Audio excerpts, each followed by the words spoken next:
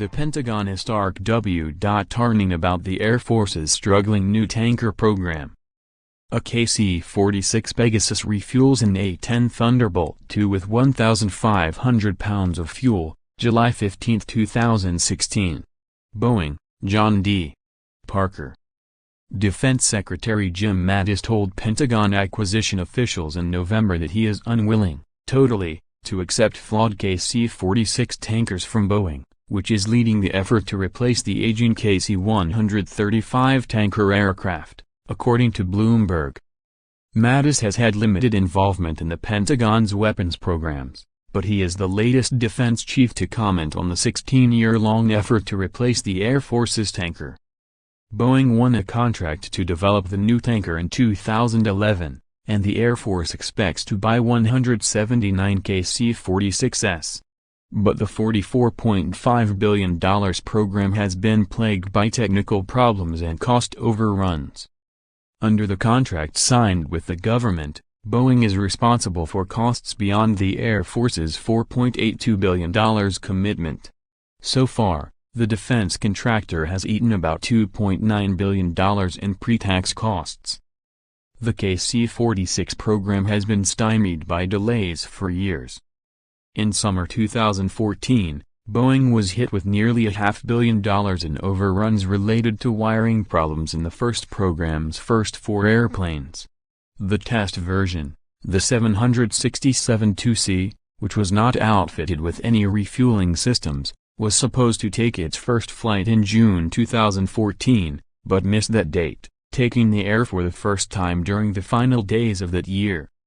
In mid-2015, issues with the plane's fueling system added another $500 million accounting charge for Boeing. The KC-46A Pegasus deploys the centerline boom for the first time, October 9, 2015. Boeing, John D. Parker.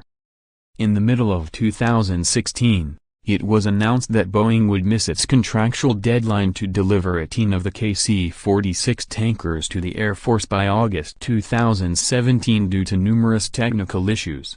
Though the tanker was able to refuel F-16 fighter aircraft at that point, a major issue was refueling the Air Force's huge C-17 cargo plane, which put higher than expected pressure on the aerial boom extended by the tanker to distribute fuel.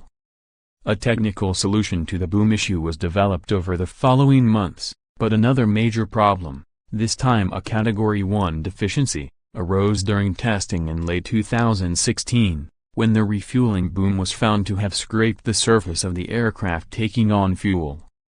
Though the damage was minor, the problem not only posed a threat to the aircrews involved but also risked compromising the low observable coating on stealth aircraft like the F-22 and F-35 fighters. A KC-46 with a refueling boom contaminated by stealth coating may also have to be grounded.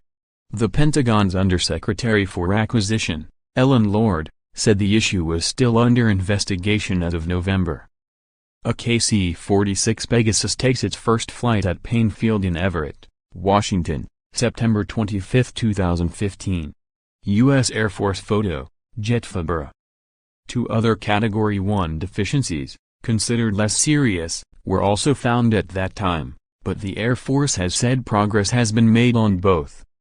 Boeing's president and CEO of Defense and Security said on December 2 that the company will miss a self-imposed deadline to give the Air Force the first KC-46 tanker by the end of 2017.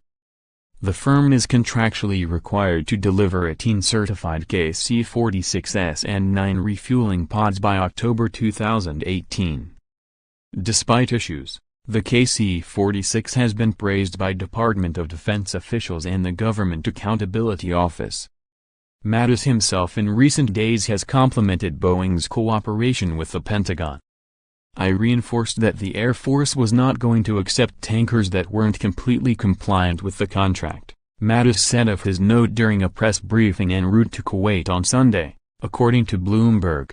"Boeing has been excellent," Mattis said, adding that there hadn't been any pushback from the contractor. "The Air Force needs tankers done right.